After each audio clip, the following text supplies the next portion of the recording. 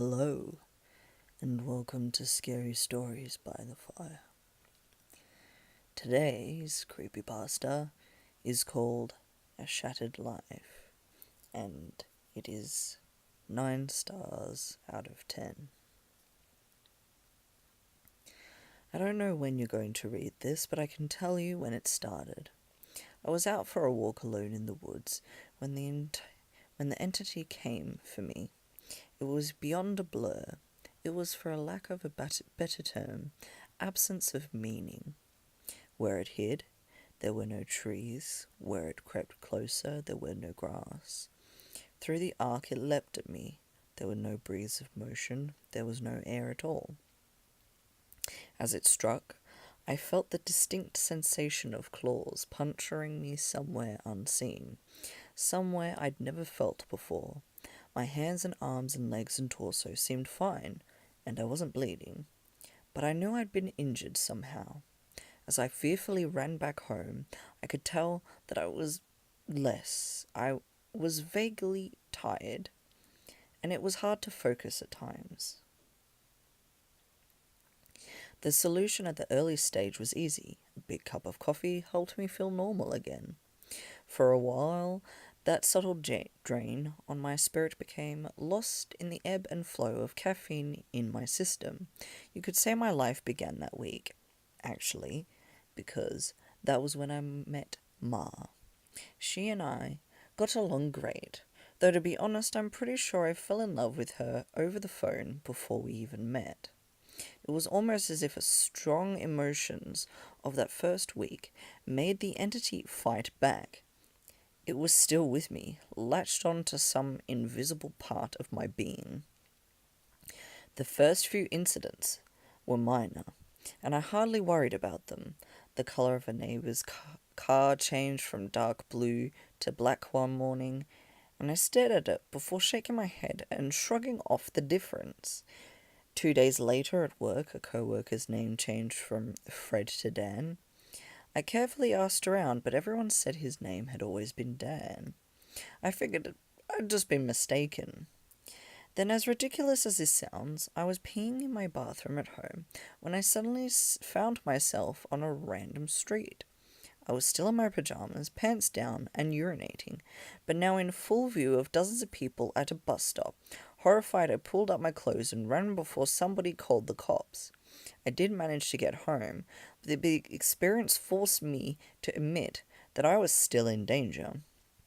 The entity was doing something to me, and I didn't understand how to fight back. Ma showed up that evening, but she had her own key. "Hey," I asked her with confusion, how'd you get a key?" She just laughed. "You're cute. Are you sure you're okay with this?" She opened a door and entered a room full of boxes. "I know living together is a big step, especially when we've only been dating 3 months. Living together? I'd literally just met her in the week before." Thing was, my mother had always called me a smart cookie for a reason. I knew when to shut my yap, instead of causing a scene. I told her everything was fine, and then I went straight to my room and began investigating. My things were just as I had left them, with no sign of a 3-month gap in habitation, but I did find something out of the ordinary: the date. I shivered angrily as I processed the truth. The entity had eaten 3 months of my life. What the hell was I facing? What kind of creature could consume pieces of one's soul like that? I missed the most exciting part of a new relationship, and I would never understand any shared stories or in-jokes from that period. Something absurdly precious had been taken from me, and I was furious. That fury helped suppress the entity. I never embedded alcohol. I drank coffee religiously. I checked the day every time I woke up. For 3 years, I managed to live each day while observing nothing more than minor alterations. A social fact here and there, someone's job, how many kids they had, that sort of thing, the layout of nearby streets, the time my favourite television show aired, that kind of thing. Always those changes reminded me the creature still had its claws sunk into my spirit. Nor once in 3 years did I ever let myself zone out. One day, I grew careless. I let myself get really into the season finale of my favorite show. It was gripping, a fantastic story. Right at the height of the action, a young boy came up to my lounger and shook my arm. Surprised, I asked, "Who are you? How did you get in here?" He laughed and smiled brightly. "Silly, Daddy." My heart sank in my chest. I knew immediately what had happened. After a few masked questions, I discovered he was 2 years old and that he was my son. The agony and heartache filling my chest was nearly unbearable. Not only had I missed the birth of my son, I would never see or know the first years of his life.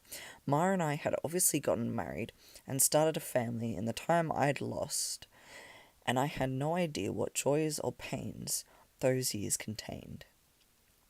It was snowing outside. Holding my sudden son in my lap, I sat and watched the flakes fall outside. What kind of life was this going to be if I slipped in concentration could cost me years? I had to get help. The church had no idea what to do. The priest didn't believe me and told me I had a health issue rather than some sort of possession. The doctors didn't have any clue. Nothing showed up on all their scans and tests, but they happily took my money in return for nothing. By the time I ran out of options, I decided to tell Ma. There was no way to know what this all looked like from her side. What was I like when I wasn't there? Did I still take our son to school? Did I still do my job?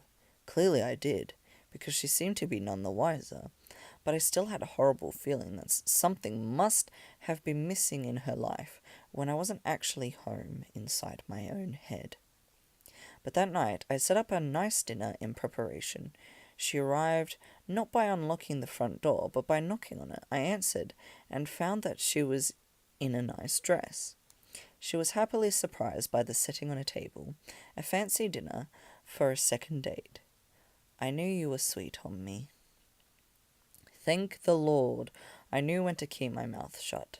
If I'd gone on about being married and having a son, she might have run for the hills. Instead, I took her coat and sat down for our second date. Though carefully crafted questions, I managed to deduce the truth. This really was our second date.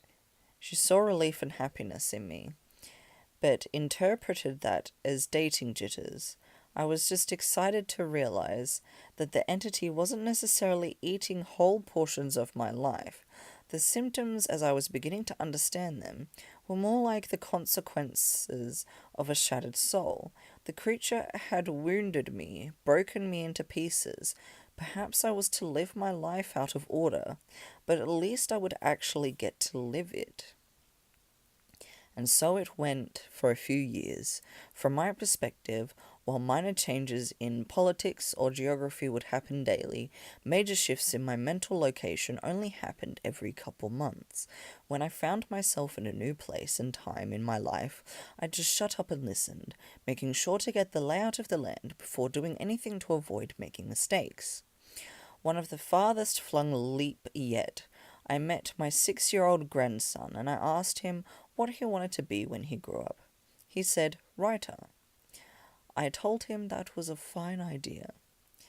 Then I was back in a month 2 of my relationship with Ma, and I had the best night with her on the riverfront. When I say the best, I mean the best. Knowing how special she would become to me, I asked her to move in. I got to live through what I'd missed the first go around, and I came to understand that I was never mentally absent. I would always be there, eventually.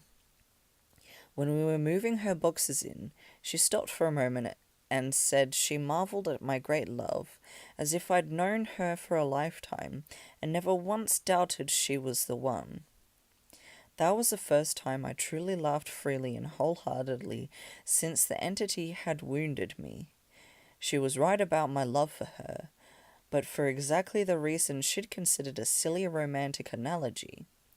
I had known her my whole life, and I'd come to terms with my situation and found peace with it. It wasn't so bad to have sneak peeks at all the best parts ahead.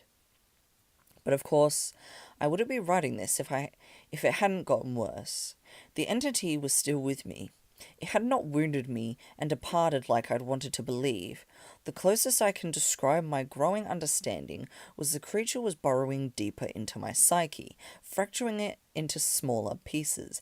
Instead of months between major shifts, I began having only weeks. I once noticed that trend. I feared my ultimate fate would be jumped between times in my life, heartbeat by heartbeat, forever confused, forever lost. Only an instant in each time meant I would never be able to speak with anyone else, never be able to hold a conversation, never express or receive love.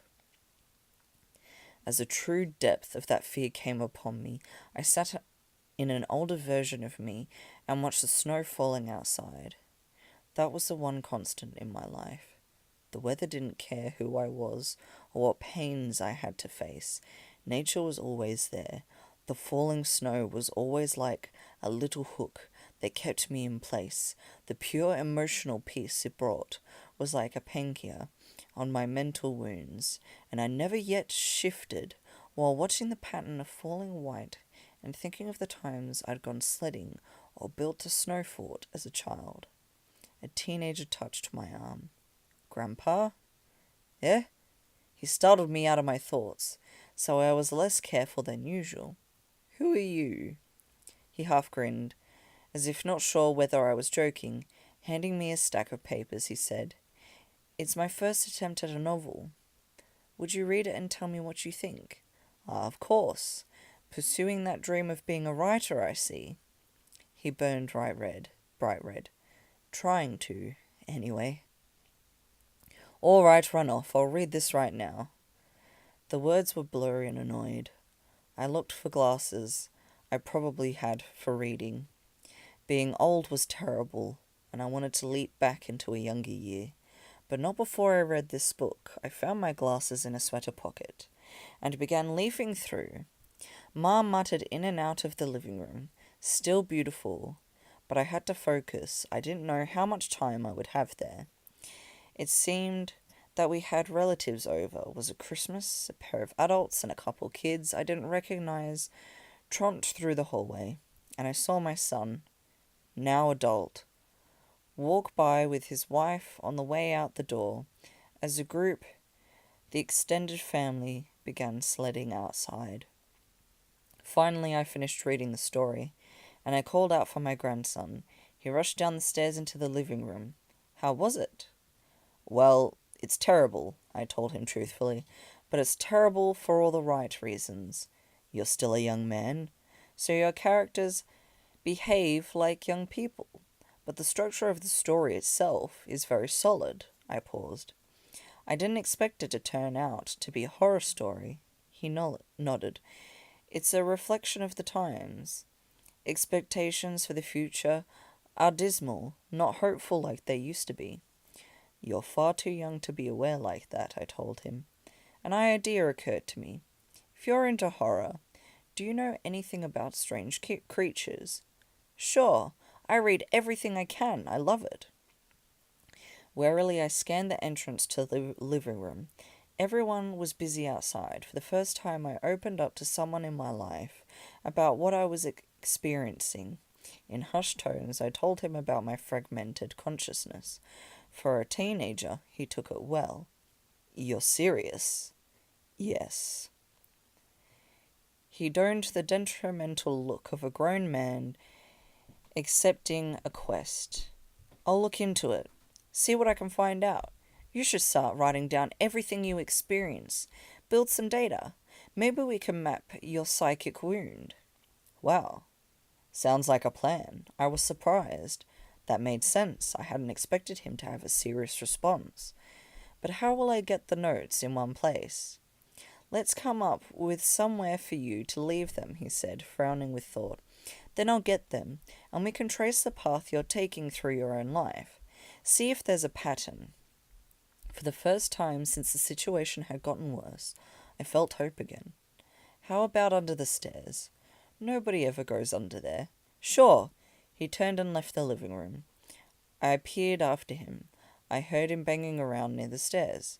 Finally, he returned with a box, laid it on the carpet, and opened it to reveal a bursting stack of papers. He exclaimed, "Holy crap!" But of course, being a teenager, he didn't really say crap. Taken aback, I blinked rapidly, forgiving his cussing because of the shock. Did I write those? He looked up at me with wonder. Yeah. Or, you will. You still have to write them and put them under the stairs after this. He gazed back down at the papers, then covered the box, so you probably shouldn't see what they say. That could get weird. That much I understood. Right. He gulped. There are like 50 boxes under there, all filled up like this. Deciphering these will take a very long time. His tone dropped to a deadly seriousness. But I will save you, Grandpa, because I don't think anyone else can. Tears flowed down my cheeks then, and I couldn't help but sob once or twice. I hadn't realized how lonely I'd become in my shifting prison of awareness until I finally had someone who understood. Thank you. Thank you so much. And then I was young again, and at work on a random Tuesday. Once the sadness and relief faded, anger and determination replaced them. After I finished my work, I grabbed some paper and began writing. While the weeks shifted around me, while those weeks became days and then hours, I wrote every single spare moment about when and where I thought I was. I put them under the stairs, out of order. My first box was actually the 30th, and my last box was the 1st. Once I had over 50 boxes written from my perspective, and once my shifting became a matter of minutes, I knew it was up to my grandson to take it from there. I put my head down and stopped looking.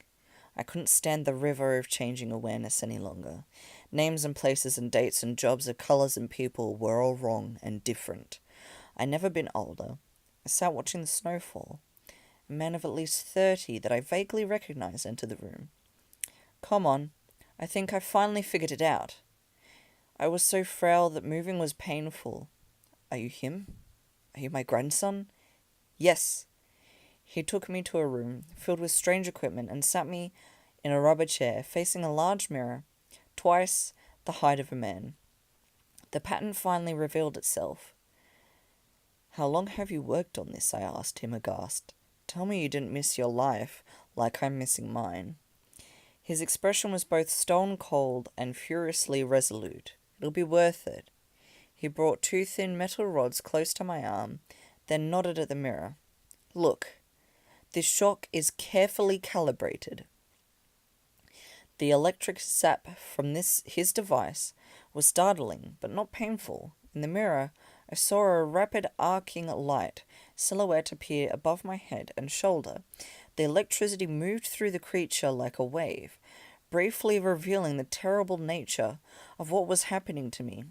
A bulging leech-like mouth was wrapped around the back of my head, coming down to my eyebrows and touching each ear, and its slug-like body ran over my shoulder and into my very soul. It was a parasite, and it was feeding on my mind. My now adult grandson held my hand as I took in the mirror. After a moment he asked, Removing it is going to hurt very badly. Are you up for this? Fearful, I asked, Is Ma here? His face softened. No, not for a few years now.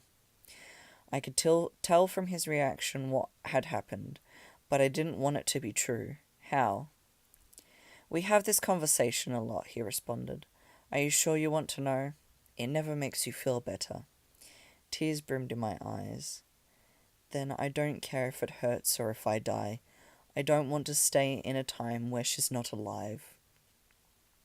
He made a sympathetic noise of understanding, and then returned to his machines to hook several wires, diodes, and other bits of technology to my limbs and forehead. While he did so, he talked. I've worked for 2 decades to figure this out, and I've had a ton of help from other researchers of the occult. This parasite doesn't technically exist in our plane. It's one of the lesser spawns of Vuvu, and it feeds on the plexus of mind, soul, and quantum, consciousness or reality. when details like names and colors of objects changed, you weren't going crazy.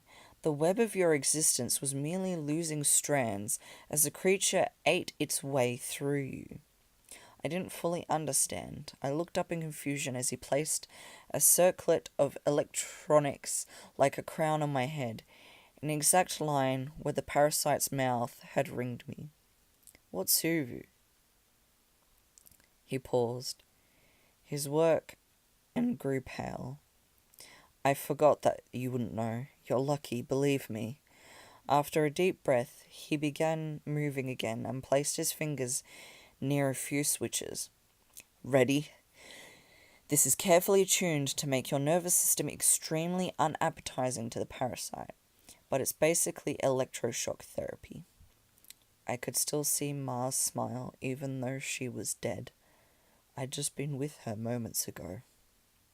Do it. The click of a switch echoed in my ears, and I almost laughed at how mild the electricity was. It didn't feel like anything, at least at first. Then I saw the mirror shaking and my body within that image convulsing. Oh no, it did hurt. Nothing had ever been more painful. It was just so excruciating that my mind hadn't been able to immediately process it. As my vision shook and fire burned in every nerve in my body, I could see the reflective, trembling light silhouette of the parasite on my head as it writhed in agony equal to mine. It had claws, six-clawed lizard-like limbs under its leech-like body, and it cut into me with an attempt to stay latched on. The electricity made my memories flare. Ma's smile was foremost. Lit brightly in front of a warm fire, the snow fell past the window behind her. The edges of that memory began lighting up, and I realized that my life was one conscious stretch of experience. It was only the awareness of it had begun fragmented by the feasting evil on my back. I never managed to be there for the birth of my son. I jumped around a dozen times, but never actually lived it. For the first time, I got to hold Ma's hand and be there for her. No, that moment had shifted seamlessly into holding her hand as she lay in a hospital bed for a very different reason. Not this, God, why? It was so merciless to make me remember this. I broke down in tears as nurses rushed into the room. I didn't want to know. I didn't want to experience it. I'd seen all the good parts, but I hadn't wanted the worst parts. The inevitable end that all would one day face. It wasn't worth it. It was tainted. All that joy was given back 10,000-fold as pain. The fire in my body and the brain surged in sheer white torture, and I screamed. My scream faded into surprised shout as the machines and electricity and chair faded away. Snow was no longer falling around my life. I was out in the woods on a bright summer's day. Oh God! I turned to see the creature approaching me. It was the same absence of meaning, the same blank on reality. It crept forward just like before, but this time it hissed and turned away. I stood astounded at being young again, and freed from the parasite. My grandson had actually done it. He'd made me an unappetizing meal, so the predator of mind and soul had moved on in search of a different snack. I returned home in a daze, and while I was sitting there processing all that had happened, the phone rang. I looked at it in awe and sadness. I knew who it was. It was Marjorie, calling for the first time. For some trivial reason, she'd admit 30 years later, was made up just to talk to me. But all I could see was her lying in that hospital bed dying. It was going to end in unspeakable pain and loneliness. I would become an old man left to sit by myself in an empty house, his soulmate gone long before him, and at the end of it all the only thing I would have left sitting and watching the falling snow. But now, thanks to my grandson, I would also have my memories. It would be a wild ride, no matter how it ended. On a sudden impulse, I picked up the phone with a smile. I asked, "Hey, who's this?"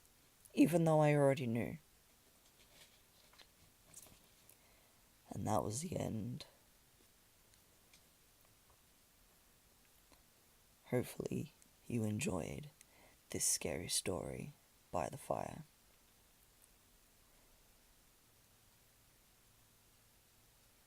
And I hope you have a wonderful night and sweet dreams. Good night.